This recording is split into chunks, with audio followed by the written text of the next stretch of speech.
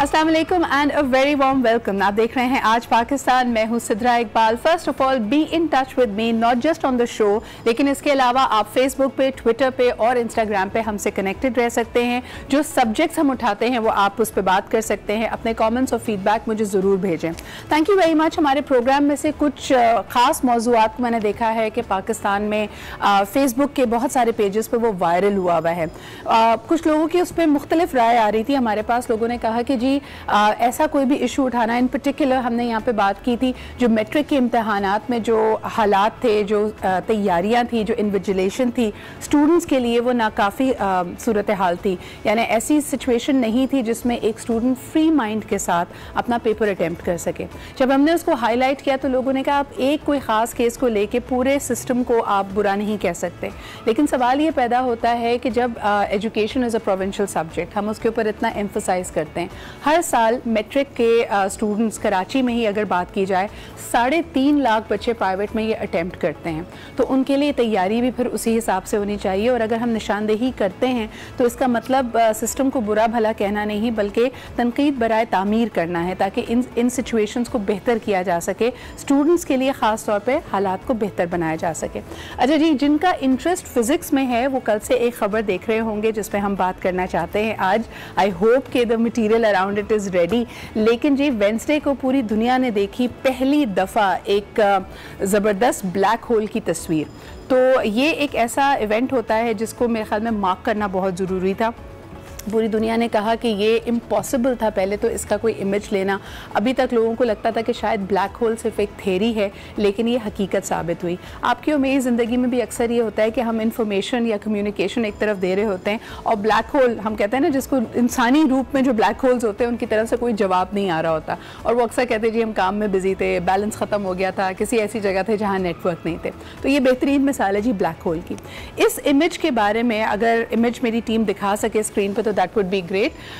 ये आप देख सकते हैं, ये 16 साल पहले इमेज ली गई थी, लेकिन इसके बाद इसको बाकायदा इसके बारे में रिसर्च की गई कि क्या ये सही है या नहीं। सबसे पहले आपको बताते चलें कि इसकी डिस्कवरी में जिनका सबसे बड़ा हाथ था यानी केटी बोमन का, ये एक MIT डॉक्टरेट ग्रेजुएट हैं और इनका एस्ट्रोनॉमी से ताल्लुक़ नहीं था बल्कि ये कंप्यूटर साइंटिस्ट हैं। लेकिन इन्होंने एक ऐसा एल्गोरिदम बनाया जिसकी वजह से ये तस्वीर लेना पॉसिबल हुआ।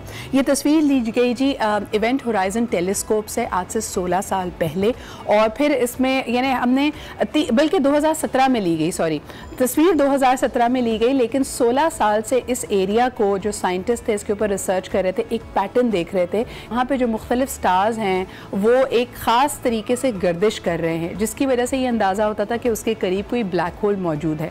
फिर 2017 में ये तस्वीर ली गई जो कि वेंसडे को रिलीज़ की गई है। आपको इसके बारे में एक अजीब सी बात ये बता दें कि हम अक्सर दूरी की बात करते हैं कि कितना दूर है और टेक्नोलॉजी ने किस कदर तरक्की की है।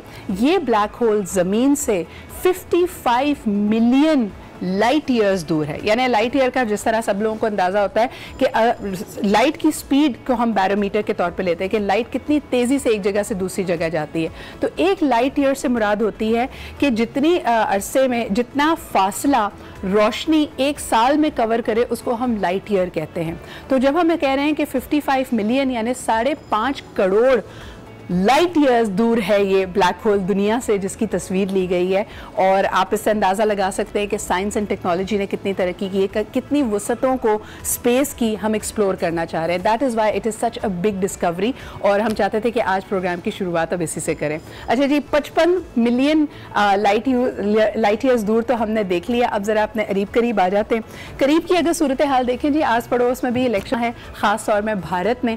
अब उसमें क्या होने जा रहा है और पाकिस्तान को इससे फ़ायदा होगा, नुकसान होगा, हमारे लिए क्या हमारे हक में बेहतर है, ख़ित्ते के अमन के लिए किसकी हुकूमत बनना या भारत में आना हमारे लिए बेहतर है, इस पर हम डिस्कशन करेंगे।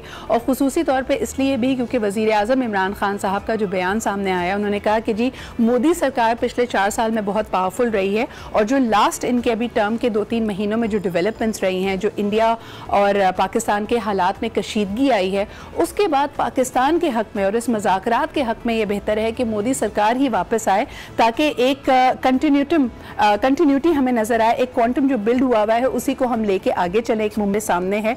और इसके लिए ज़रूरी है कि इसी हुकूमत से और मोदी सरकार से ही बातचीत की जाए। इसमें कितना वज़न है, इसको हम ज़रा एक्सप्लोर करते हैं। हमारे साथ मौजूद हैं, चाहे वो इंटरनेशनल रिलेशंस की बात हो, दिफाई तज्ज़िया हो, एक बहुत ही अहम नाम डॉक्टर हुमा बकाई। अस्सलाम वालेकुम डॉक्टर हुमा। बहुत बहुत शुक्रिया डॉक्टर हुमा हमारे साथ मौजूद होने का। भारत में जो इंतखाबात होने वाले हैं उसमें अब तक की नहज क्या है? क्योंकि कांग्रेस ने इस बात से बड़ा फ़ायदा उठाया, ये जो भारतीय जारियत थी पाकिस्तान की तरफ, उस पर भी उन्होंने कहा कि ये वॉर मॉन्गरिंग सिर्फ और सिर्फ मोदी सरकार और बीजेपी इसलिए कर रहे हैं ताकि उनको इलेक्शंस में फ़ायदा हो। अब जबकि हम इंतखाबात के इतने करीब हैं, क्या इससे बैलेट बॉक्सेस में इलेक्शनरिंग डे पे मोदी साहब को कोई फ़ायदा होता हुआ नज़र आ रहा है आपको? देखिए, ये बात तो बहुत पहले से कही जा रही थी कि मोदी साहब को उस तरह का लैंडस्लाइड नहीं हासिल होगा जो उनको 2013 के इलेक्शन में हुआ था जी। लेकिन जो अच्छा एनालिसिस करते हैं 2013 के इलेक्शन का भी, वो कहते हैं कि जो वोट पड़ा था मोदी साहब को वो 34% था जी। और यूजुअली उनकी विजिबिलिटी जो होती है उनके वोटर की बहुत हाई होती है, क्योंकि वो सड़क पे भी नजर आते हैं, वो प्रोटेस्ट करते नजर आते हैं। तो एक तो ये जो परसेप्शन है कि मोदी बेवजह पॉपुलर लीडर है वो किसी हद तक फ्लॉड है, ये उनके अपने पोस्टर्स और एनालिस्ट कह रहे हैं। और अब के तो इस पूरी सूरत हाल से पहले भी ये कहा गया था कि उस तरह की वोटिंग पैटर्न नहीं होंगे जो लास्ट ईयर हुए थे। लेकिन ये कहना कि आया कांग्रेस को इसका फायदा हुआ है, मेरा ख्याल है ये काबिल वक्त होगा। हाँ, ये जरूर हुआ है कि अब के आपको कांग्रेस बहुत प्रो एक्टिव नजर आती है। आपको राहुल गांधी, प्रियंका गांधी बहुत on their hands on the pulse. Doctor Huma, मैं इसी पे आना चाह रही थी कि आपने जिस तरह कहा कि बहुत ज़्यादा फ़ायदा कांग्रेस को नहीं हुआ, क्या आप समझती हैं कि एक खलीज, एक खला मौजूद है जब हम कांग्रेस की एक बहुत ही स्ट्रॉन्ग लीडरशिप की बात करते हैं? क्योंकि समहाउ ठीक है मोदी साहब इतने पॉपुलर ना भी हों, लेकिन राहुल गांधी साहब की पॉपुलैरिटी के बारे में आप क्या कहेंगी? क्या वो आपको अवाम में बहुत पॉपुलर नज़र आते हैं? और ख़ुसूसन अब जबकि प्रियंका गांधी ने भी बाकायदा कांग्रेस को ज्वाइन कर लिया है, और मैं देख रही थी कि वहाँ भी अजीबो गरीब आर्ग्यूमेंट्स आ रहे हैं। एक किसी कांग्रेस की रैली में उन्होंने मुस्लिम लीग का झंडा स्पॉट कर लिया इन द क्राउड्स, और इस बात के ऊपर उनकी मीडिया ने काफ़ी इस बात को उछाला भी और काफ़ी बुरा भला कहा कि देखिए जी, मुस्लिम लीग तो वो है जिसने भारत का बंटवारा किया था, तो कांग्रेस उनके साथ मिलना चाहती है। आप इन आर्ग्यूमेंट्स को कैसे देख रही हैं? देखिए, जहाँ तक राहुल गांधी का सवाल है, राहुल गांधी साहब तो Guinness book of world record में जा सकते हैं इलेक्शन हारने के लिए। उन्होंने 30 से ऊपर इलेक्शन हारे हैं अपने पॉलिटिकल करियर में। बिल्कुल। लेकिन अब के वो बहुत इंपॉर्टेंट स्लोगन के साथ आए हैं सामने। फॉर एग्जाम्पल, वो कहते हैं कि आप किसको वोट देंगे? आप गांधी के मारने वालों को वोट देंगे या उनको वोट देंगे जो गांधी के साथ खड़े थे? इसके साथ साथ बहुत सारे लोग ये कह रहे हैं कि जिस तरह 73 के इलेक्शन थे, जब इंडिया ने इंदिरा गांधी की इमरजेंसी के बाद डेमोक्रेसी के लिए, इंडियन डेमोक्रेसी के लिए वोट दिया था, इस वक्त वो इसको और भी ऊपर ले गया। वो कहते हैं इस वक्त इंडिया जो है वो इंडिया के लिए वोट देगा। एब्सोल्युटली, ये कांग्रेस का बड़ा ही पावरफुल नैरेटिव रहा है कि अगर 73 में इंडिया में जमहूरियत बचाने की बात हो रही थी, तो आज का इलेक्शन इंडिया को बचाने के लिए है। एग्जैक्टली। तो मैं ये समझती हूँ कि it is way too early. लेकिन जो एक फैक्टर जिसके बारे में बात नहीं होती और जो इंतहाई अहम है, वो ये है कि जो नेशनलिज्म, इंडियन नेशनलिज्म या एंटी पाकिस्तान एजेंडा या एंटी माइनॉरिटी एजेंडा जो है, वो फेस है बीजेपी का। जो असल बैटल है वो ये है कि बीजेपी को, नरेंद्र मोदी को कॉर्पोरेट इंडिया सपोर्ट करता है। जो बिजनेस एलीट है इंडिया की, वो खड़ी है मोदी के पीछे। Doctor Huma, very quickly my last question to you would be before I wrap up this segment. तो आज जब ये 4 सालों के बाद कॉर्पोरेट इंडिया को एक रियलिटी चेक मिला है कि without the minorities, without that base जिसके अंदर डाइवर्सिटी है, वो अपना कॉर्पोरेट एडवांटेज या बेनिफिट भी नहीं देख सकते, क्या आपको लगता है कि उनकी थिंकिंग में इस इलेक्शन के तहत कोई तब्दीली आई है? देखिए, कॉर्पोरेट इंडिया को नुकसान नहीं हुआ है। इंडिया में ग्रोथ हुई है, लेकिन जॉबलेस ग्रोथ हुई है। सही। तो इसका मतलब है कि corporate India has made it's money. तो मैं समझती हूँ कि अभी भी अगर आप फंडिंग पैटर्न देख लें तो बीजेपी को बहुत पैसे आ रहे हैं, बहुत सारी बीजेपी के पास खड़ी है। जो थिंकिंग एलीट है इंडिया की, जो थॉट लीडर्स हैं इंडिया के, वो बीजेपी के खिलाफ खड़े हैं। ओके, बहुत बहुत शुक्रिया डॉक्टर हुमा हमारे साथ मौजूद होने का। और ना सिर्फ थिंकिंग इन, हम देखते हैं कि बहुत सारे आर्टिजन्स, बहुत सारे क्रिएटिव माइंड्स ने, जो थिंकिंग फिलोसोफर्स हैं, उन्होंने भी अपना हिस्सा डाला है और वो बाकायदा आके किसी ख़ास पार्टी का जिक्र नहीं कर रहे, लेकिन हाँ वो बीजेपी को चैलेंज ज़रूर कर रहे हैं उनकी मायोपिक और बहुत ही ज़्यादा जारियत से भरपूर अप्रोच को। होना क्या है ये इस वीकेंड पे भी देखेंगे आप, आज पे हमारी खुसूसी ट्रांसमिशन भी देखेंगे इंडियन इलेक्शन के हवाले से। लेकिन अभी लेते हैं एक छोटा सा break and we'll be right back.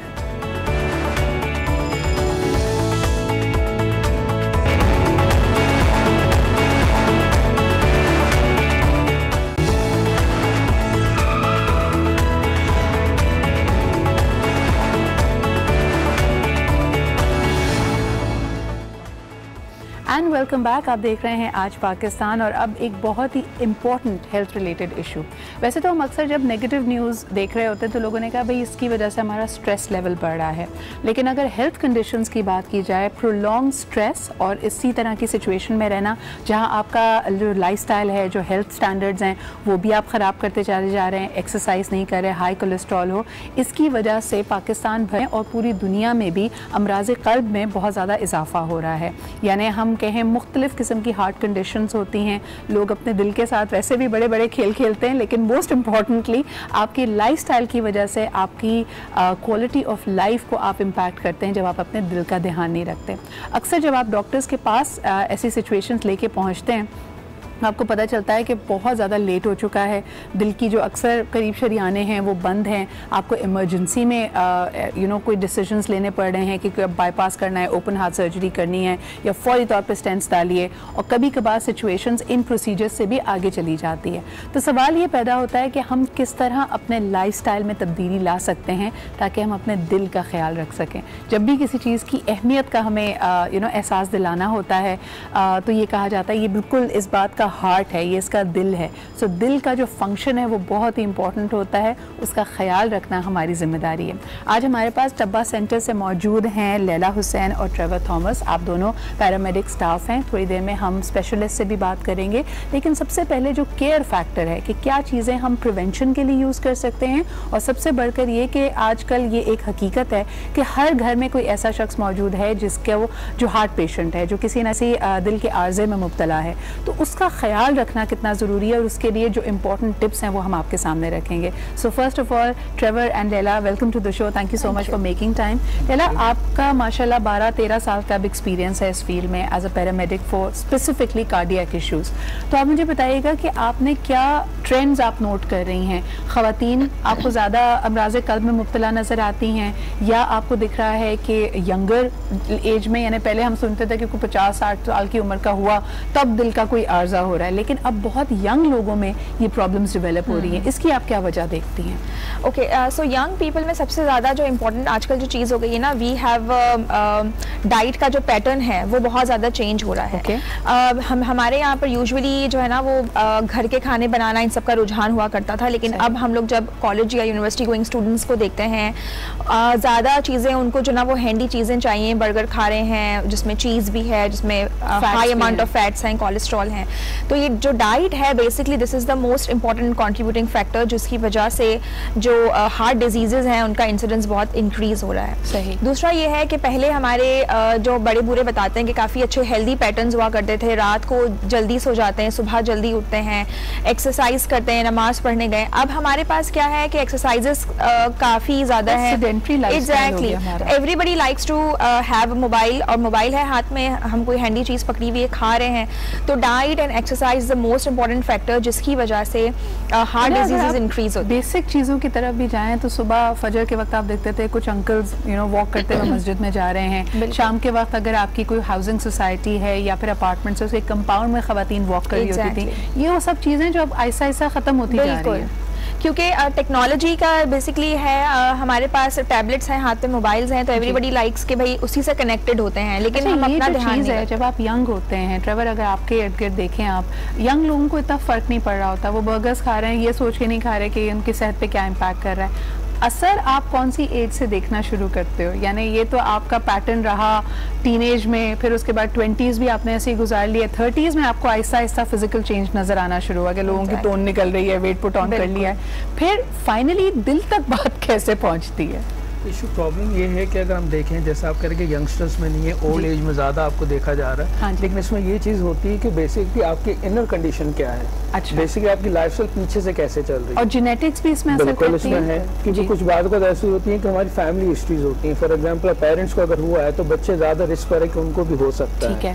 तो उसके साथ साथ ये देखना है कि हमने अगर हम इस रिस्क पर हमारे पेरेंट्स आ रहे हैं तो हमें क्या करना है उसके अच्छा लिए। और ख़वातीन और मर्द हज़रात में अगर मैं थोड़ा सा मुआवजा करूं तो आप किस में अकरंस ज़्यादा देख रहे हैं कार्डियक कंडीशन? इसके अंदर ये हुआ कि जो मेल्स हैं उनको ज़्यादा होता है एज कम्पेयर टू फीमेल। अच्छा, लेकिन अगर एट द एज ऑफ 50 दोनों का एक हो जाता है। द रीजन इज दैट कि फीमेल्स के अंदर कुछ ऐसे हार्मोन्स हैं जो कि उनको प्रोटेक्ट कर रहे होते हैं। सही, तो जो उनकी फर्टाइल एज होती है, जब वो उनके चाइल्ड बेयरिंग एज में ख़वातीन के जो हार्मोन्स और उनकी जो जिस्म की साख्त है वो उनको ज़्यादा शॉक एब्जॉर्बिंग क्वालिटीज़ देती है। जबकि फॉर मैन अगर आप स्ट्रेस ले रहे हैं, आपका लाइफस्टाइल हेल्दी नहीं है तो प्रॉब्लम्स बढ़ सकती हैं। अच्छा, इसमें ज़रा हाई कोलेस्ट्रॉल रिलेटेड डाइट के बारे में भी बात करेंगे। एक छोटा सा ब्रेक लेते हैं, ब्रेक के बाद जब वापस आएंगे तो ये बात करेंगे कि अक्सर लोग कहते हैं जी ऑयल में खाना बनाएं, घी ना खाएं, बटर ना खाएं, ये सच है या ये मिथ्स हैं? इस पर बात करते हैं एक छोटे से ब्रेक के बाद।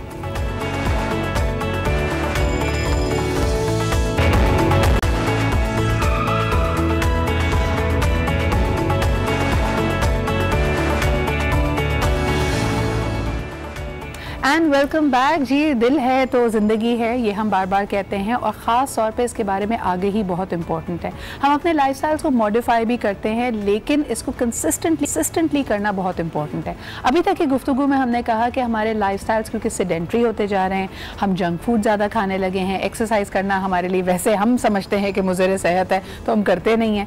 ये तमाम वो चीज़ें हैं जो आहिस्ता आहिस्ता आपको अमराज़ कल्ब में मुब्तला कर देती हैं, आपके दिल को कमज़ोर कर देती हैं। अभी तक की गुफ्तगू में हमने ये भी सोचा कि ये बात यहाँ पे हाईलाइट की जाए कि आपकी डाइट में, यानी एक तो ये बात तय है कि आप बहुत ज़्यादा रिच जंक फूड्स ना खाएं जो हाई इन कैलोरी होते हैं बट लो इन न्यूट्रिशन होते हैं। लेकिन अब स्पेसिफिकली बात करना चाहेंगे तेल की, सॉल्ट्स की, मीठे की, गोश्त के इस्तेमाल की, कि लोगों ने कहा है कि जी सादी ग़िज़ा खाएँ जिसमें सब्जियाँ और फ्रूट ज़्यादा हों, लेकिन क्या गोश्त खाना वाकई इतना बुरा है? But what about iron and other things? जी, हमें अब प्रोग्राम में ज्वाइन किया है बशीर हनीफ ने। आप मेडिकल डायरेक्टर हैं at the Tabba heart centre, you're a specialist, so we'll of course be picking your brains as well ताकि हम इसके बारे में जान सकें। तो डॉक्टर बशीर, अगर वेरी क्विकली फूड आइटम्स यानी ऑयल, सॉल्ट, फूड पे जाने से पहले मैं एक दो चीज़ें और बताना चाहूँगा। एक तो ये कि दिल के अमराज जो है ना, इससे पहले ये तो था कि पूरी दुनिया में सबसे अहम और कॉमन वजह है मौत की, ठीक है ना। और हम समझते थे कि ये दिल की बीमारियां वेस्टर्न की बीमारियां हैं, हमारे यहाँ पे इस तरह की दिल की अमीरों की बीमारियां, अमीरों की बीमारियां। हमें हमेशा मूवी में दिखाया जाता है जो अमीर इंसान होता था, बहुत पैसे होते थे, उसको हार्ट अटैक होता था। लेकिन ये है कि अब ये उल्टा होता जा रहा है। लिटरली पाकिस्तान में भी सबसे जो कॉमन वजह है इस वक्त अमवात की, वो दिल की बीमारियां हैं। और ये अमीरों की नहीं, क्लास का कोई डिफरेंस नहीं, अमीर गरीब सब में हो रही है, ठीक है ना। और जो हमारे यहाँ एक सबसे बड़ा अलमिया है वो ये है कि बहुत यंग एज में हो रही है। वेस्टर्न कंट्रीज़ में 60s, 70s, 80s, जबकि हमारे यहाँ जो है वो 30s, 40s और इवन 20s में। द यंगेस्ट वन जो मैंने देखा 19 साल का मैसिव हार्ट अटैक के साथ। डॉक्टर साहब, 19-20 साल के बच्चे को दिल का आर्जा कैसे हो सकता है? और उसमें हम बात करते हैं, देखिए दिल की बीमारियों के लिए बहुत से, जिसे हम कहते हैं रिस्क फैक्टर्स होते हैं, कि अगर किसी को ये रिस्क फैक्टर हों तो दिल का मसला होने का चांसेस ज़्यादा होते हैं, ठीक है। उसमें हर खुराक के बारे में तो हमने बात की, वो एक फैक्टर है, प्रॉब्ली शायद इतना फैक्टर नहीं जितने दूसरे हैं, जिसमें हाई ब्लड प्रेशर का होना, शुगर का होना, कोलेस्ट्रॉल, और जो सबसे कॉमन वजह जो यंग लोगों में जो हो रहा है उसका वजह स्मोकिंग है, सिगरेट स्मोकिंग। और इस वजह से हमारे यहाँ मैंने अभी तक जितने भी बहुत ही यंग एज में देखे हैं वो अक्सर जो हैं वो 1 से 2 पैक पर डे जो हैं वो सिगरेट पी रहे होते हैं। और ना सिर्फ एक्टिव बल्कि पैसिव स्मोकिंग भी उतनी ही बुरी है, ठीक है। तो लॉट ऑफ टाइम एक्टिव नहीं हो रही लेकिन दूसरा कोई कर रहा है तो आप उसकी वजह से इफेक्ट और आप उस एनवायरनमेंट में हैं। एग्जैक्टली। और फिर ये जो डेफिनेटली हम आगे चल के भी बात करेंगे कि lack of exercise, lack of physical activity और खाना पीना जो है डेफिनेटली अहम हो जाता है। अच्छा, ये हाइपरटेंसिव होने की वजह क्या आप देखते हैं? उसको भी हम, is that diet, is that environment? बिल्कुल, देखें ये जितने भी रिस्क फैक्टर्स हैं ना, अगेन अनफॉर्चुनेटली ये ऐसे हैं कि इसमें आपको तकलीफ कोई नहीं होती, आपको पता नहीं चलता कि आपको ये मसला है। ये सारी चीज़ें साइलेंट हैं, चाहे वो ब्लड प्रेशर हो, चाहे वो शुगर हो, चाहे वो कोलेस्ट्रॉल हो। लिहाजा जब तक आप चेक नहीं कराएंगे आपको पता नहीं होगा, ठीक है ना। ब्लड प्रेशर के चांसेस जो हैं after the age of 55 literally almost 60 से 70% को लोगों को ब्लड प्रेशर हो जाता है, लेकिन आपको पता नहीं चलता। अच्छा, आमतौर पे सॉरी आपकी बात काट रही हूँ कि लोगों का ये ख्याल होता है कि जी अगर मेरा ब्लड प्रेशर बढ़ेगा तो सर में दर्द होगा, चक्कर आएंगे, लेकिन ये कुछ नहीं हो रहा होता कुछ लोगों को। बहुत अच्छी बात की, और ये मैं बताना भी चाहूंगा कि देखिए सर दर्द का ब्लड प्रेशर से कोई ताल्लुक नहीं है। ब्लड प्रेशर की वजह से सर में दर्द नहीं होता, सर दर्द की वजह से ब्लड प्रेशर हाई हो जाता है। अच्छा। तो मैं अक्सर लोगों को कहता हूँ कि खुदा के लिए जब आपको सर में दर्द है, सर में जब दर्द हो तो ब्लड प्रेशर चेक नहीं कीजिएगा, आप अपने सर दर्द की दवा लें। आप अच्छा नहीं, यहाँ कॉमन कॉन्सेप्ट है कि जी अगर आप अच्छा नहीं फील कर रहे, जिस्म में दर्द है, टाइड हुई और आंखें सूजी हुई हैं या ज़बान लड़क रही है, आपसे बात नहीं हो रही है, तो ब्लड प्रेशर चेक करें। ब्लड प्रेशर चेक करते हैं, हाई होता है, उससे और स्ट्रेस होती है और वो समझते हैं कि हाई ब्लड प्रेशर की वजह से ये हो रहा है, जबकि उस तकलीफ की वजह से हाई ब्लड प्रेशर होता है। हाई ब्लड प्रेशर से वो तकलीफ नहीं हो रही होती। नींद पूरी ना होना भी, आप जिस तरह आपने रिस्क फैक्टर्स की बात की, चाहे ब्लड प्रेशर की बात करें, आपकी ब्लड शुगर की ज्यादती की बात करें, अगर आपकी नींद पूरी नहीं होगी, we can not stress this enough कि आप और अपने आप को एट रिस्क करते हैं। एब्सोल्युटली, नींद पूरी होना जो है वो बहुत जरूरी है, मिनिमम 6 से 8 घंटे जो है, क्योंकि ये हर चीज पे इफेक्ट करती है। ओवरऑल जितने भी रिस्क फैक्टर्स के बारे में बात की, और ना सिर्फ हार्ट पे बल्कि बाकी बॉडी सिस्टम्स को भी। एक बड़ा मिसकंसेप्शन है हमारे यहाँ जो लाइफस्टाइल है शहरों में, हम पूरा जो हफ्ता होता है सोते नहीं है 3 घंटे 4 घंटे, और उसके बाद हम समझते हैं वीकेंड पे कोई अकाउंटिंग लेजर है जिसको बैलेंस करना है, हम पूरा दिन सोते रहेंगे तो बराबर हो जाएगी बात। ये सही है? नहीं, डेफिनेटली वो सही नहीं है। नींद आपको जो है डेली बेसिस पे रेगुलर जो है वो पूरी करनी चाहिए। एक दिन वो करके उसको नहीं कर सकते, कवर नहीं कर सकते। और रेस्ट, और वो बॉडी को रेस्ट भी चाहिए, और दैट्स अल्लाह ताला ने ये सिस्टम बनाया हुआ है कि उस दौरान आप रेस्ट कर सकें, वरना ये है कि तमाम सिस्टम इससे इफेक्ट होते हैं। जो आपने सवाल पूछा था कि ब्लड प्रेशर की वजूहात क्या हैं, देखिए ब्लड प्रेशर 95% कोई वजह नहीं होती, ठीक है ना, सिर्फ 5% लोगों में कोई ना कोई वजह होती है। और ये एज के साथ जो है वो आर्टरीज, आपकी दिल खून की नालियाँ जो होती हैं जिस्म की, वो स्टिफ हो जाती हैं, और उसकी वजह से प्रेशर जो है वो बढ़ना शुरू हो जाता है।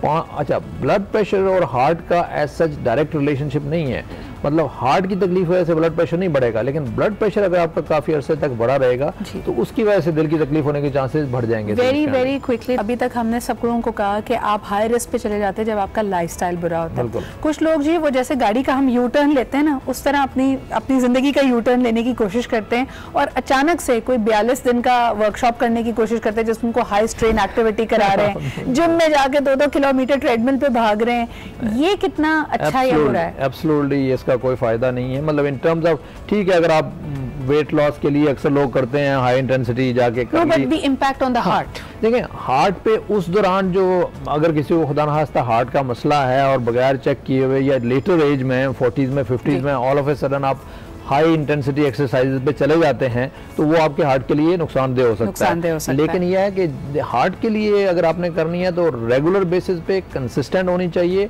और मैं आपको बताऊं, इससे ज़्यादा आसान और सस्ता नुस्खा हार्ट दिल की बीमारियों से बचने का नहीं है कि अगर आप हफ्ते में 5 दिन 30 to 45 मिनट्स ब्रिस्क वॉक करते हैं, 40% हार्ट डिजीज का रिस्क जो है वो कम हो जाता है। On that note, we are going to take a break. It's a very very important thing. और वापस आते हैं एक छोटे से ब्रेक के बाद।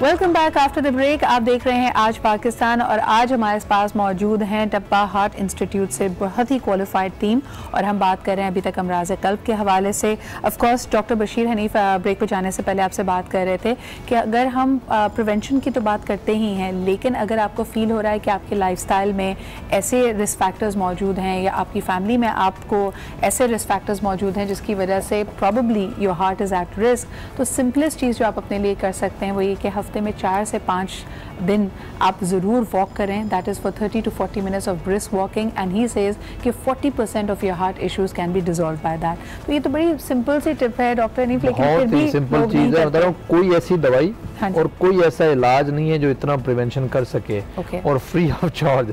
सिर्फ आपको थोड़ा सा टाइम निकालना है। अब हमारे पास मसला पता क्या है, अक्सर लोग यही कहते हैं कि जी वक्त ही नहीं है, हम बिजी हैं, इतने लाइफस्टाइल के एक्सरसाइज का टाइम नहीं होता। इंटेंसिटी कार्डियो पे जाने के बजाय सिर्फ 30 to 40 मिनट्स कुछ सिंपल सिंपल चीज़ें बताऊंगा जो मैं अक्सर पहले भी बताता हूँ लोगों को, जो आप अपनी डे टू डे एक्टिविटी में जो आप रूटीन बना सकते हैं। वो क्या है?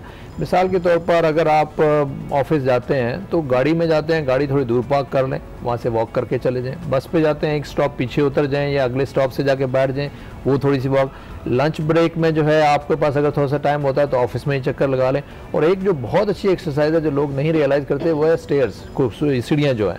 ऑफिस में अगर बजाय इसके कि फ़ोन उठा के जाना या एलिवेटर इस्तेमाल करना, सबसे बेस्ट है कि आप सीढ़ियों से जाएं, वो भी एक बहुत अच्छी एक्सरसाइज है। डॉक्टर साहब, इंडिया ने एक कैंपेन की थी व्हाट एन आइडिया सर जी, उन्होंने कहा जो हम फोन पे बात करते हैं बैठ के करने के बजाय अगर फोन हाथ में लेके उस वक्त भी वॉक कर लें तो भी आराम से 30-40 मिनट हो सकते हैं। तो ये थोड़ी छोटी एक्टिविटीज हैं जो अपनी डे टू डे लाइफ में अगर आप करेंगे तो अगर आपके पास एक्सक्लूसिवली टाइम नहीं मिलता, लेकिन टाइम मिलेगा नहीं, टाइम निकालना पड़ेगा आपको और उसके लिए एफर्ट करनी पड़ेगी। क्योंकि देखें दिल का मर्ज ऐसा है कि एक दफा अगर हो गया ना तो फिर समझे सारी जिंदगी के लिए जो है ना कार्डियोलॉजिस्ट के आप दोस्त बन गए और आपको साथ चलना पड़ेगा। अच्छा, मुझे ये बताएं कि अक्सर लोग जो हम इस्तेलाह इस्तेमाल करते हैं ना कि जी दिल टूट गया, डिप्रेशन में चले गए, इसका कोई ताल्लुक होता है? इससे कोई ताल्लुक नहीं होता। तो ये हमें इसके बहाने बनाना बंद करें कि आप किसी वजह से बड़े हार्ट ब्रोकन है। ये हार्ट का ख्याल रखने का एक बिल्कुल ही अलग जॉनर है। अच्छा, थोड़ा सा प्रिवेंशन की जो आपने बात की, ड्रामों में अगर हम देखते हैं तो अक्सर अगर घर में कोई ऐसा शख्स है जिसको खुदा न खासा दिल का आर्जा है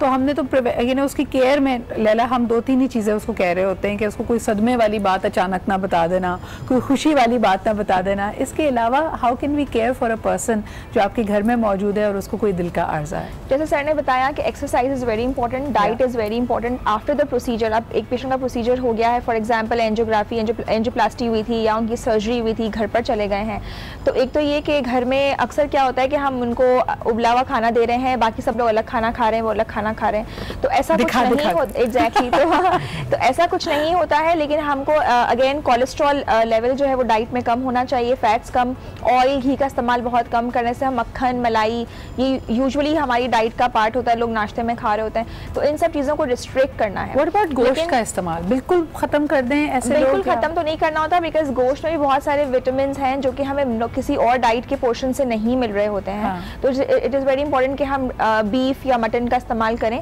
लेकिन फिर मॉडरेशन के साथ करना होता है। आप रोजाना नहीं खा सकते, आप हफ्ते में एक दफा खा लें, आप 2 हफ्ते में एक दफा खा लें। अच्छा, लेकिन इसका साइंटिफिक रीजन पे अगर मैं जाना चाहूँ, that is for the diet आपने कहा, लेकिन ये जो हम ड्रामों में देखते हैं कि जी सदमे की बात या कोई बड़ी इंपॉर्टेंट बात अचानक से ना बताई जाए, इसका साइंटिफिक रीजन क्या है? साइंटिफिक रीजन ये है कि देखिए जब स्ट्रेस लेवल होता है तो उसमें आपकी बॉडी में बहुत से केमिकल रिलीज होते हैं, ठीक है, और वो केमिकल आपकी हार्ट बीट को भी तेज कर देते हैं, दिल की रफ्तार को भी, और ब्लड प्रेशर को भी बढ़ा देते हैं। और अगर ऑलरेडी किसी को प्रॉब्लम है खुदा न खास्ता हार्ट का या अगर समटाइम नहीं भी है, तो जब अचानक आपकी हार्ट बीट तेज़ होती है, ब्लड प्रेशर एकदम तेज़ हो जाता है, तो हार्ट पे स्ट्रेस पड़ती है, उसकी वजह से ये प्रॉब्लम हो जाती है। बिल्कुल। अच्छा, बल्कि आपको ये भी बताते चलें कि कई दफ़ा जब लोग पेन की कंप्लेन करते हैं तो उनको फौरी तौर पे जब किसी भी फर्स्ट एड के लिए लेके जाते हैं या इमरजेंसी में लेके जाते हैं तो रेकमेंड किया जाता है कि ECG करा लो। ECG पर थोड़ी सी बात करना ज़रूरी है कि ECG is exactly like taking a picture, यानी आपके सामने कोई आके बैठे और आपके उसके दिल की तस्वीर लें, उसके रिदम्स की तस्वीर लें।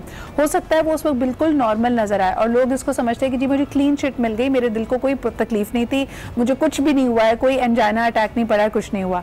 लेकिन फिर अगर आप उसके मजीद टेस्ट में जाते हैं, ECG is not an effective way of judging. Doctor साहब क्या कहेंगे? बहुत अच्छी बात की आपने, इसको अक्सर लोग दिल की पट्टी भी कहते हैं, हो सकता है ECG से शायद समझ में ना आ रहा हो, तो इसलिए लेकिन ECG जो है ना सिर्फ ये मुझे बताता है कि अभी हार्ट अटैक हो रहा है या नहीं, या पहले हार्ट अटैक हुआ है या नहीं। सही। दिल की खून की नालियों के बारे में और दिल के पट्टों के बारे में उससे कोई इन्फॉर्मेशन नहीं मिलती। अक्सर लोग समझते हैं मेरे ये ECG हो गया, ठीक आया, तो कोई परेशानी की बात नहीं है। बिल्कुल नहीं।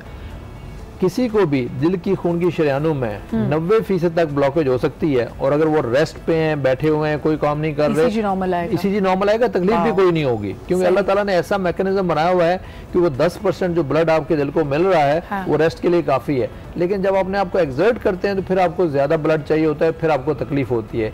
इसीलिए हम अक्सर कहते हैं कि ECG नहीं, बल्कि आप अपना अगर कराना है तो स्ट्रेस टेस्ट करवाएं, जिसमें हम आपको ट्रेडमिल पे वॉक कराएंगे, ETT जो होता है तो उसमें आपको माशाल्लाह सब पता है, तो उसमें जो है वो वॉक करेंगे, आपकी हार्ट बीट तेज होगी, ब्लड प्रेशर ज्यादा होगा, और वो अगर ब्लॉकेज है तो हमें पता चल जाएगा कि वो स्ट्रेस से बढ़ता है। ETT होता है जी आपका एक्सरसाइज टॉलरेंस टेस्ट। लेकिन अगर आप 50 साल की उम्र से अबव हैं और आप इमरजेंसी में जाते हैं, डॉक्टर साहब वो ECG के अलावा अलावा टू जज के and to have a more accurate analysis के हार्ट मसल पे कितना बोझ पड़ा है, there is also trop test ना, वो जो 12 घंटे के बाद कराया जाता है कि वो आपने जो हार्मोन्स का जिक्र किया कि ये पता करने के लिए कि खुदा ना खासा कोई एंजाइना अटैक या कुछ तो नहीं हुआ है, तो आपकी बॉडी में जो नेचुरल कोर्टिसोल लेवल्स या कोई और हार्मोन्स रिलीज होते हैं उसको भी नापता है, जो एक फौरी तौर पे उसका रिजल्ट आ जाता है 1 घंटे में, एक 12 घंटे बाद भी आता है। जी देखिए, इसमें आई थिंक अच्छी बात के लिए आपको तो हर चीज़ों को पता है माशाल्लाह, इन कॉमन मैन के लिए एंजाइना जो है बेसिकली ये है कि अगर दिल की खून की शरीयान में ब्लॉकेज है, दिल को खून नहीं मिल रहा, ऑक्सीजन नहीं मिल रही, तो आपको पेन होता है चेस्ट में, उसको एंजाइना कहते हैं, ठीक है। अच्छा, हार्ट अटैक जो होता है, अगर आपकी खून की नाली जो है वो 100% बंद हो जाती है और दिल को खून नहीं मिलता, दिल का वो हिस्सा डेड हो जाता है क्योंकि वहाँ ब्लड नहीं पहुँच रहा। हर जिस्म के हर हिस्से को ब्लड चाहिए, नहीं मिलेगा तो उसमें प्रॉब्लम होगा।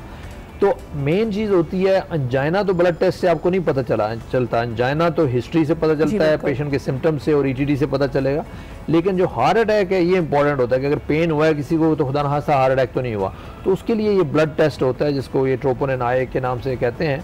अब ये पहले तो होता था कि 12 घंटे बाद, अब जो है हम जो विद इन आवर जो है एक 1 आवर के बाद, एक 12 घंटे बाद, और अगर आपके पास पैसे हैं तो 12 घंटे ऑब्जर्वेशन में रह लें। 12 घंटे के बाद भी अब करने की जरूरत नहीं है। अगर 1 आवर में और मतलब अगर नॉर्मल आया है तो मोस्ट ऑफ द टाइम आप नए टेस्ट आए कि आप एक्सक्लूड कर सकते हैं कि हार्ट अटैक नहीं हुआ। अच्छा डॉक्टर साहब, एक बात आपसे जरूर पूछेंगे कि जिस तरह प्लेज में, ड्रामों में हम अक्सर बात कर रहे होते हैं कि जी फलाने कैरेक्टर के दिल में सुराख है, ये कितना कॉमन है भी या नहीं, या हमने इसको बहुत आम फहम बना दिया है, इस पर हम बात करेंगे। इसके अलावा ऑफ कोर्स जो पेन का भी यहाँ पे जिक्र हुआ, कई दफ़ा आप जब इमरजेंसी में पहुँचते हैं तो आपको बताया जाता है कि आप जिसको हार्ट अटैक समझ रहे थे वो सिर्फ मस्कुलर पेन है, तो घर में बैठा हुआ शख्स ये कैसे अंदाज़ा लगा सकता है कि now is it a heart attack और is it just a muscular pain? क्या पेन की नौयत में कोई मुख्तलिफ इकसाम होती हैं? नहीं, इस पर बात करते हैं एक छोटे से ब्रेक के बाद।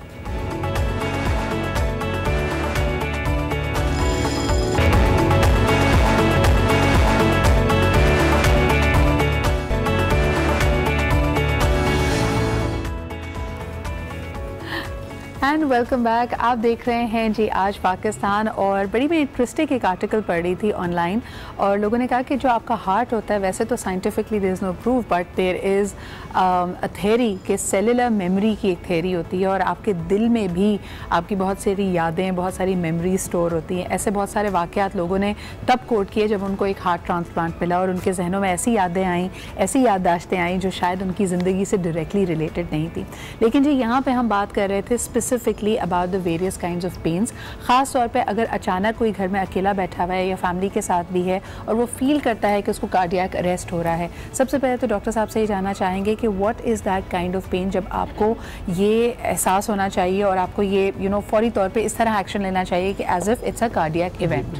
देखिए, सीने में दर्द की मतलब हंड्रेड्स ऑफ कॉजेज हैं जिसकी वजह से हो सकता है। उसमें मैदा भी है, मसल्स भी हैं, बोन्स भी हैं, जॉइंट्स भी हैं, बट ऑब्वियसली मोर सीरियस जो है वो हार्ट का प्रॉब्लम होता है। जी बिल्कुल। तो हार्ट के प्रॉब्लम के लिए 2 चीज़ें याद रखें। एक तो ये कभी भी एक पॉइंट पे पेन नहीं होगा, चुभन नहीं होगी, शार्प पेन नहीं होगा, ज़्यादातर डल एक या भारीपन, घुटन या दबाव महसूस होगा, डिफ्यूज़ पूरी चेस्ट में होता है, एक पर्टिकुलर पॉइंट पे नहीं होता। The most important thing is कि एक्सर्शन पे अगर आपको चलने फिरने में होता है, सीढ़ी चढ़ने में होता है, रेस्ट करने में आराम आ जाए, काम करें उसमें और रेस्ट करें तो आराम आ जाए, तो वो हार्ट की तरफ पॉइंट करता है। ये तो टिपिकल है, आपके हाथों में भी हो सकता है, जॉज में भी हो सकता है, माथे में भी हो सकता है, पेट में भी हो सकता है, लेकिन again the most important thing is चलने में हो, रेस्ट पे आराम आए, तो आपको हार्ट के बारे में सोचने की जरूरत ये होगी। बहुत इंपॉर्टेंट पॉइंट है, और ये 2 चीज़ों को ही अगर आप नज़र में रख लें तो यू कैन डिफरेंशिएट कि भारीपन, घुटन, एक तकलीफ ऐसी जो एक पिन पॉइंट एक जगह पे नहीं हो रही बल्कि डिफ्यूज पूरी एक एरिया में दर्द हो रही है, और दूसरा ये कि वो किसी एक्सर्शन के बाद आपको फील होता है। अक्सर लोगों को ये होता है कि जी हाथों में सुन हो रहे हैं, आप हाथ पूरा सुन हो रहा है या नीचे उंगलियां सुन हो रही हैं, उसका हार्ट से कोई ताल्लुक नहीं होता, मोस्टली वो गर्दन की वजह से होता है। अच्छा, वो नर्व्स की पेन हो सकती है, नर्व्स के पेन हो सकता है। अब the most important thing is कि जब भी आपको इस तरह का पेन हो, खासकर अगर बैठे हुए भी होने लगता है, बहुत ही भारीपन, अक्सर लोग कहते हैं ऐसा लगता है हाथी सीने में बैठा हुआ है, इतना ज्यादा भारी वजन होता है, तो आपको फौरी तौर पे बगैर कोई टाइम वेस्ट किए हुए करीबी हॉस्पिटल पहुंचने की ज़रूरत है, जहां पे क्योंकि ये वजह क्या है, इसमें दिल की खून की शरीयान बंद हो गई या दिल को खून नहीं मिल रहा, और उसकी वजह से अगर ये ज़्यादा देर परसिस्ट करेगी तो आपका हार्ट डैमेज होना शुरू हो जाएगा, हार्ट अटैक हो जाएगा, और वो डैमेज ऐसा होगा जो रिकवर नहीं हो सकेगा।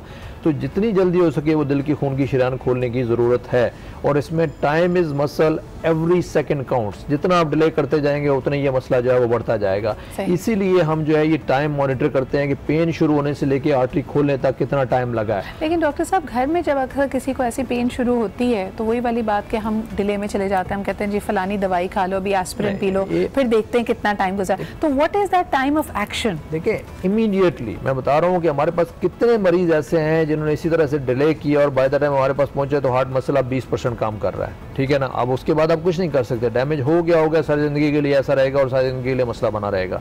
लिहाजा ज़रूरी है कि टाइम वेस्ट ना करें। जो मैंने कैरेक्टर बताया पेन का, बिल्कुल फैटल, 100 में से 50 लोग हॉस्पिटल नहीं पहुंच पाते, डेथ होने के चांस नहीं। जो आप कह रहे हैं कि तो, जब ये हार्ट का मसल डैमेज होना शुरू हुआ तो किसको आप एक कहते हैं कि अब ये लाइफ लॉन्ग कंडीशन है सिद्रा, या एक ऐसा रिवर्सिबल डैमेज कि आप सर्वाइव ही ना कर? हार्ट देखिए, सर्वाइव तो अगर हार्ट डैमेज हो जाए, हार्ट मसल जो है वीक हो जाए, सर्वाइव तो फिर भी कर सकते हैं, लेकिन वो लाइफ लॉन्ग डिसेबिलिटी आपके लिए हो जाएगी और उसके लिए प्रॉब्लम होगा, ठीक है।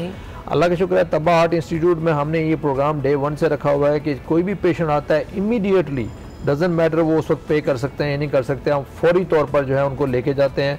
ये एंजियोग्राफी का जो प्रोसीजर होता है वो करते हैं और उसमें उस खून की नाली को खोलने की कोशिश की जाती है इमीडिएटली। और टाइम, जैसे मैंने कहा कि हमारे पूरे हॉस्पिटल में ये अनाउंस होता है कि जी पेशेंट आया हार्ट अटैक के साथ, everyone is on stand by, और फौरी पेशेंट को लेके जाना है। और वो तमाम पेशेंट जो हम ये प्रोसीजर करते हैं उन तमाम का डेटा मॉनिटर होता है। हम वो डेटा जो है अमेरिकन कॉलेज ऑफ कार्डियोलॉजी को भेजते हैं, वहाँ से हमारा हॉस्पिटल जो है वहाँ के तमाम हॉस्पिटल के साथ, अमेरिका के हॉस्पिटल के साथ कंपेयर होके, बेंचमार्क होके हमें डाटा वापस मिलता है। और अल्लाह का शुक्र है, इस वक्त हमारा तब्बा हार्ट इंस्टीट्यूट वाहिद हॉस्पिटल है पाकिस्तान में जिसको पिछले 4 साल से अमेरिकन कॉलेज ऑफ कार्डियोलॉजी, जो कि सबसे मोतबर अदारा है अमेरिका का, वो quality care hospital for heart care के लिए हमें जो है ये सर्टिफिकेट देता है, और ये सिर्फ वाहिद अदारा है पाकिस्तान में जो करता है। नहीं, और इसमें प्राउड ऑफ इट। यानी जिस तरह हम अक्सर कहते हैं ना कि अनफॉर्चुनेटली हम अपने इदारों को, उनकी साख खराब करने में सबसे आगे होते हैं। कोई अगर आपका एक्सपीरियंस हो तो उसके बारे में बुरा भला उसको कहने लगते हैं, लेकिन अल्हम्दुलिल्लाह पाकिस्तान में ऐसे इदारे मौजूद हैं जो पूरी दुनिया से मुस्तनद है, यानी उनको,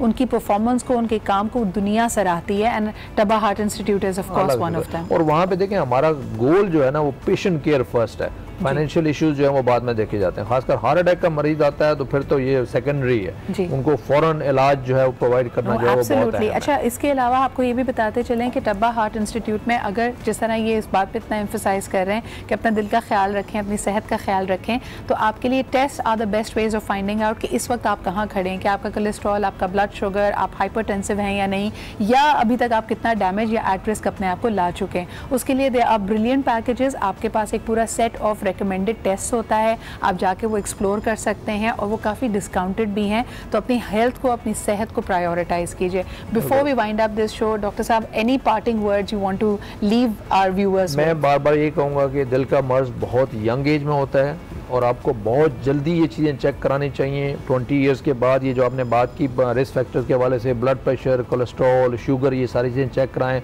खुदारा स्मोकिंग से जो है अवॉइड करें। आई नो डिफ़िकल्ट है, जो पी रहे हैं वो छोड़ना, उनको हार्ट अटैक से पहले कहें तो वो कहते हैं नहीं कर सकते, लेकिन एक हार्ट अटैक होता है उससे अगले दिन छोड़ देते हैं, लेकिन उसके बाद भी एक डेढ़ हफ्ता छोड़ते हैं, फिर उसके बाद वापस अपनी जगह पे चले जाते हैं। देर हो चुकी होती है, हार्ट डैमेज हो गया तो उसके बाद आप कुछ नहीं कर सकेंगे सारी जिंदगी के लिए। फाइनेंशियल मसला आपके लिए भी है, फैमिली के लिए भी है।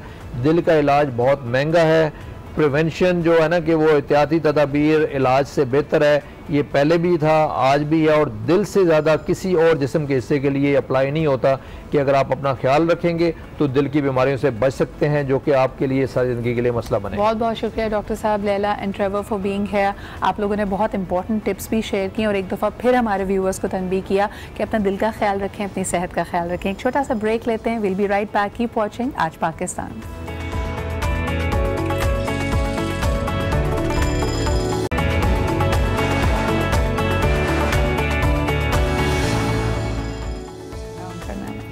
And welcome back. We have a very interesting discussion lined up for you. जी, एग्ज़ाम सीज़न बहुत लोगों के करीब है और इस वक्त ज़ोरों शोर से तैयारियां हो रही हैं। जो मैं बार बार कहती हूँ, हमारे यहाँ पेरेंट्स एक ही बात बार बार बच्चों से कहते हैं कि जी तुमसे और मांगा ही क्या है, यही कहा है ना, बस अच्छे मार्क्स ले आओ। लेकिन इस अच्छे मार्क्स की रेस में the kind of stress the person goes through, और इसका बजाय कि आपकी शख्सियत पे एक अच्छा असर पड़े, कि आप अपनी पढ़ाई को सीरियसली ले रहे हैं, हम ये देखते हैं कि लोगों पे नेगेटिव इसके असरात हो रहे हैं। ये आपकी पर्सनालिटी को डैमेज कर रही है, आप में स्ट्रेस आ रहा है, और ख़ास तौर पे वो लोग जो अपने एग्ज़ाम्स में तो बहुत अच्छा परफॉर्म करते हैं लेकिन लाइफ में और करियर में फ़ेल कर जाते हैं। क्या वजह है कि एक एग्ज़ाम जो ये गवाही दे रहा है कि आप एक इंटेलिजेंट स्मार्ट इंडिविजुअल हैं, आपको इंश्योर नहीं करता कि ज़िंदगी में आप आगे बढ़ सकें? क्या हमारी पढ़ाई, हमारी तालीम और तरबियत हमें प्रिपेयर नहीं कर पा रही है for the world that is to come, या हमारी अपनी सलाहियतों को उस तरह उजागर नहीं कर रही? एक सनद तो दे देती है कि आप पढ़ाई में अच्छे हैं, आपका दिमाग बड़ा अच्छा चलता है, लेकिन फिर उसको इस्तेमाल करने का तरीका, अपने आप को अप्लाई करने का तरीका, अपनी और दूसरों की ज़िंदगियों को बेहतर बनाने का तरीका शायद हम कहीं खो चुके हैं। आज हमारे साथ मौजूद हैं फ्रॉम द वर्चुअल इंस्टीट्यूट जनाब अहद एंड रिजवान मानिया।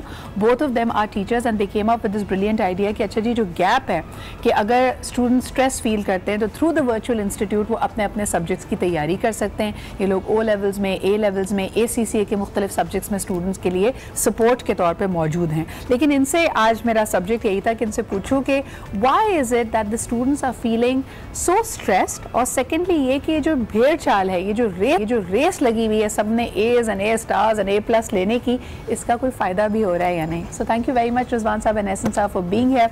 रिजवान, अगर आपसे गुफ्तगू का आगाज़ करूँ, आपके पास अक्सर स्टूडेंट्स आते होंगे who are great in studies, लेकिन आपको नज़र आ रहा है कि कॉन्फिडेंस में कमी है, इसकी क्या वजह आप देखते हैं? ओके, अस्सलाम वालेकुम। What I personally believe is कि स्टूडेंट्स जो है ना, जब वो पढ़ाई कर रहे होते हैं तो उन पर एक प्रेशर होता है, शायद उनके पेरेंट्स की तरफ से या डे 1 से प्रेशर होता है कि you have to bring good grades, that's it. तो वो अपना पूरा जो सलाहियत है, जो उनकी सोच है, सबको वो ग्रेड्स पे लगा रहे होते हैं, and they are never thinking के जो मैं पढ़ रहा हूँ वो मुझे किस तरह प्रैक्टिकल लाइफ में बेनिफिट देगा। तो what I personally believe is कि स्टूडेंट जो है ना, वो बुक स्मार्ट बनने की ज़्यादा कोशिश कर रहा होता है, ठीक, और उसको ये नहीं पता होता कि मुझे प्रैक्टिकल लाइफ में ये चीज़ कैसे बेनिफिट दे सकती है। तो that is why, because of the pressure, लोगों से, कॉलीग्स का प्रेशर, पेरेंट्स का प्रेशर, तो इसलिए वो कहते हैं कि मेरे अच्छे से अच्छे ग्रेड्स आ रहे हो, और वो पूरी अपनी एफर्ट उसी की तरफ लगा दे। And one more thing I need to add here, schools, अगर आप देखें तो स्कूल्स भी इन जनरल ये कहते हैं कि you have to bring good grades, आपको मेहनत करनी है, पढ़ाई ज़्यादा करनी है, तो वो फिर किसी भी तरह रट्टाफिकेशन के थ्रू कुछ भी करके वो अपने ग्रेड्स पे एफर्ट लगाते हैं, और जिससे उनकी गोल ओरिएंटेशन है, जिसको तभी लोग इसको एक रैट रेस कहते हैं कि एक तरह एक्सपेरिमेंट्स में जैसे रैट्स होते हैं ना, लैब रैट्स, आप उनको एक टास्क दे देते हैं कि अगर तुमने ये किया तो तुम्हें चीज़ मिलेगी, अगर तुमने टास्क नहीं किया तो तुम्हें करंट लगेगा। तो ऐसे ये हमने बच्चों को इस रेस में क्यों डाला हुआ है? देखिए, ये पूरी एक मेंटालिटी है जिसको हम फॉलो कर रहे हैं, इसको स्टिक एंड कैरेट मेथड भी कहते हैं, कैन से रिवॉर्ड और पनिशमेंट, और इसकी वजह से बच्चा जो है वो सीखने के अमल को छोड़ देता है और वो सिर्फ नतीजे के ऊपर फोकस करता है। और सारी की सारी हमारी सोसाइटी, वेदर वो स्कूल प्री नर्सरी से शॉप शुरू करें और यूनिवर्सिटी तक ले जाएं, everyone is running for grades। Even हमारे घरों में अगर आप कॉन्वर्जेशंस देखें, हमने बच्चे को तो ट्रांजैक्शनल बना लिया, अगर तुम A लाओगे, अगर मेरी बात सुनोगे तो फलाना गेम तुम्हें मिलेगा या फलाना टॉय तुम्हें दिया जाएगा। Why have we made, you know, हर चीज़ का हमने उसको ट्रेड ऑफ करना सिखा दिया। बिकॉज ये काम करना आसान है, बच्चे का जो सीखने का अमल है, उसके अंदर जो क्यूरियोसिटी है, नेचुरल जो वो सीखना चाहता है, हर चीज़ को एक्सप्लोर करना चाहता है, उसके लिए चीज़ों को करना इंतहाई मुश्किल है, लेकिन उसके असरात, उसके नताइज देर पाएँ। और ऐसे हालात में, sorry to cut you down, ऐसे हालात में हमारे पास आइंस्टाइन और न्यूटन पैदा होता है। मतलब मैं अक्सर अपने स्टूडेंट्स को एग्जाम्पल देता हूँ कि आइंस्टाइन जब उसने ये दरियाफ्त किया कि कैसे ग्रेविटी काम करती है और कैसे planets around the sun move करते हैं, तो जब उसने अपने दोस्त के साथ ये बात शेयर की तो उसके दोस्त ने कहा कि विद करंट मैथमेटिक्स तुम ये बात प्रूव नहीं कर सकते। सो न्यूटन ने इस बात को कहा कि हाँ बिल्कुल दैट्स ट्रू। वो घर गया और उसने एक नई ब्रांच ऑफ मैथमेटिक्स बना डाली which is called differential calculus. And I think that has happened with all the evolutionary projects. जहाँ आप कहते हैं कि innovation हुई, आप कभी imagine करें एप्पल के पास या बाकी लोगों के पास या even बिल गेट्स के पास जब चीज़ें सामने आई होंगी तो people said कि जो current technology मौजूद है उसमें ना तुम्हारा ये ख्वाब हकीकत बन सकता है, बल्कि I remember what Avatar's producer उसने कहा कि जब उसके पास ये आइडिया आया था तो उसने कहा कि इस वक्त की टेक्नोलॉजी हो तुम ये मूवी ही नहीं बना सकते. तो he waited 20 years with the idea to make what he wanted to. But coming back to you Rizwan, जिस तरह आपने प्रेशर तो बहुत है, we realize that. आपके पास जब स्टूडेंट्स आते हैं एग्ज़ाम से यूजुअली 4-5 महीने पहले, पेरेंट्स भी कह रहे हैं अच्छे मार्क्स लेके आने, what are some of the problems that they are facing? उनसे हम उम्मीद ये कर रहे होते हैं कि 6-7-8 घंटे लगातार बढ़ते रहें, दिमाग में ये सब कुछ एब्जॉर्ब करते रहें and are able to reproduce. ये कितनी अनरियलिस्टिक एक्सपेक्टेशन है? अच्छा, what I personally believe is कि स्टूडेंट जो है ना वो इनिशियली उस लेवल पर पढ़ाई नहीं कर रहा होता फर्स्ट ऑफ ऑल, तो वो शुरू के वक्त को ऐसे गुजार देता है. फिर व्हेन ही और she is left with few days और फ्यू मंथ्स तो डेफिनेटली वो स्ट्रेस जो वो बिल्डअप होना शुरू हो जाता है.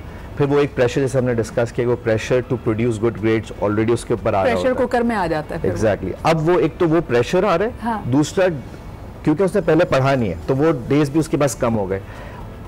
उसका रिजल्ट ये निकलता है कि फिर वो हैपहैज़र्ड हो जाता है और वो स्ट्रेस पे चला जाता है. And this is the reason वो स्ट्रेस पे जाकर फिर अपना कॉन्फिडेंस लूज कर देता है. यानी एक पैनिक रूम सिचुएशन होती है. आप अक्सर बच्चों को देखेंगे कि 2 महीने पहले एक वर्क प्लान बनाने की कोई एक टाइम टेबल होता है, उसमें कहते हैं जी 1 घंटा मैं ये पढ़ूंगा, 1 घंटा ये पढ़ूंगा, 1 घंटा चौथा सब्जेक्ट पढ़ूंगा. जब 1 महीना गुजर जाता है और इस वर्क प्लान पे कोई अमल दरामद नहीं हुई होती तो आप कहते हैं अच्छा अब मैं 3 घंटा ये पढ़ूंगा, 3 घंटा ये पढ़ूंगा, और वो आखिर वक्त तक ये एल्गोरिदम रिवाइज ही होता रहता है, पढ़ाई पे बात आती ही नहीं है. ऐसा तो क्या किया जाए? What is the simplest way जो इस वक्त पेरेंट्स भी देख रहे हैं और स्टूडेंट्स भी देख रहे हैं कि इस वर्क स्टडी प्लान किसी भी अहम एग्जाम से कितना रिविजन शुरू करें? What should be the milestones? How do you divide your time? I think the most effective way is कि आप पहले तो सबसे पहले ये कहना चाहूँगा इट्स नेवर टू. आप जहाँ पर भी हैं you should from right now. नहीं, लेकिन सुबह अगर पेपर हो तो रात को तो कुछ नहीं हो सकता ना. That's very true. अगर आपने इतना डिले कर दिया तो वाकई तो रात में फिर उस वक्त आप नींद पूरी कर लें ताकि फ्रेश ही उठें. हाँ, वही कर सकते हैं. हाँ. ये हमारे बड़े भी हमसे कहा करते हैं. तो उस हवाले से मैं यही कहूँगा कि आप अपने टाइम को इफेक्टिवली मैनेज करें. दूसरी इंपॉर्टेंट बात यह है कि हर स्टूडेंट एक पेस पे लर्न नहीं कर सकता. And that's where online situation और ऑनलाइन फैसिलिटी कम्स इन, जिस पे आप पूरी दुनिया पढ़ रही है. और बहुत दफ़ा आप इन वीडियोस पे कमेंट्स देखेंगे बच्चों के कि you are my life saver, आपने मेरा एग्जाम बचा लिया. नहीं, लेकिन मैं पूछना वही चाह रही हूँ ना, ऐसा 3 महीने पहले आपने प्रोग्राम दिया तो आपने बच्चे को कहा कि देखो तुम 1 घंटा ये पढ़ो, 1 घंटा ये पढ़ोएगा. एक रात पहले अगर कोई आपके पास आए तो आप सिर्फ उसको वजीफा दे दें कि बेटा अब तुम ये पढ़ो, इसके अलावा कोई पढ़ सकते हैं. तो वो जो 2-3 महीने मैं कह रहा हूँ रह गए हैं ओ लेवल्स के स्टूडेंट्स के लिए, इस टाइम उनके पास बेस्ट स्ट्रैटेजी यही होनी चाहिए कि they put their maximum efforts still towards concept building and revision. Yes, because concepts never leave you behind. If you follow the estimate, the guesses, maybe for a short amount of time you perform well, जो आपने बात जहाँ से शुरू की थी, but at the end of the day you didn't learn anything. आपने कुछ भी नहीं सीखा. लेकिन फिर एप्लीकेशन में भी तो मार खाते हैं ना रिजवान. सम पीपल, अगर आप रिविजन की बात करें, I may know the formula really well, लेकिन अगर मुझे उसको अप्लाई करना है, जब मैं अगर एड मैथ्स कर रही हूँ या मैथ्स कर रही हूँ तो मुझे फॉर्मूला बहुत अच्छा पता है, मुझे पता है मुझे अलजेब्रा कैसे करना है, but when I get that equation to balance I am just unable to do that. तो ऐसे वक्त में क्या करें? बट आई थिंक देखें इसमें concept building is a very important thing. If you have good concepts you can do it. Secondly I would add here कि concepts पे पहले एफर्ट लगाओ एंड देन प्रैक्टिस. वही practice, you need to practice a lot.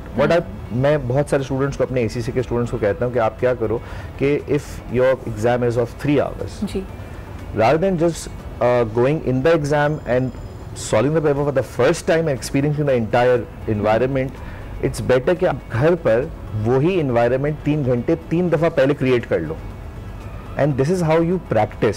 जब आपको 3 घंटे के अंदर अपने आप को जज करने का मौका मिल जाता है तो आपको पता चल जाता है कि अब मैं यहाँ फ्लॉ कर रहा था, अब मैं जब रियल एग्जाम में जाऊँगा तो I will perform much better. ये एक बहुत इंपॉर्टेंट पॉइंट है जिसको मैं रीइटरेट करना चाहूँगी। रिजवान ने जो हमसे बात की है ना, एक तो हमारी अम्मी कहती हैं कि आप इतना टेक्स्ट करते हैं, इतना वैसे काम करते हैं कि हमारी उंगलियां अंगूठे तो वैसे ही टेढ़े हैं। आप ये देखें कि most of the exams that you have to appear for, उसमें आपको लिखना पड़ता है। अक्सर लोग जब एग्जाम की तैयारी कर रहे होते हैं, किताबें खोल के बैठे होते हैं, हाईलाइटर से लिख रहे होते हैं, रट्टा लगा रहे होते हैं, चल चल के याद कर रहे होते हैं, लिखने की प्रैक्टिस कोई नहीं करता। तो वो जब 3 घंटे बाद just not working at the same when you कहते हैं कि What I was saying, yes, हम यही कहते हैं, you have to write, आप लिखो, ऐसे लिखना है, ऐसे लिखो, पेपर सॉल्व करना है, आंसर्स लिखो, and then just get back to us, we'll check and we'll tell you कि यार ये चीज गलत है, ये सही किया। Writing is must. इसके अलावा आप कुछ नहीं कर सकते। आज का अगर इस सेगमेंट का कोई निचोड़ है ना, तो वो ये है कि आप वर्चुअल इंस्टीट्यूट से पढ़ें, किताबों से पढ़ें, खुद आपका प्लान बहुत अच्छा हो, लेकिन सिर्फ वो जो रटू तोते की तरह याद, because remember your brain is working really fast.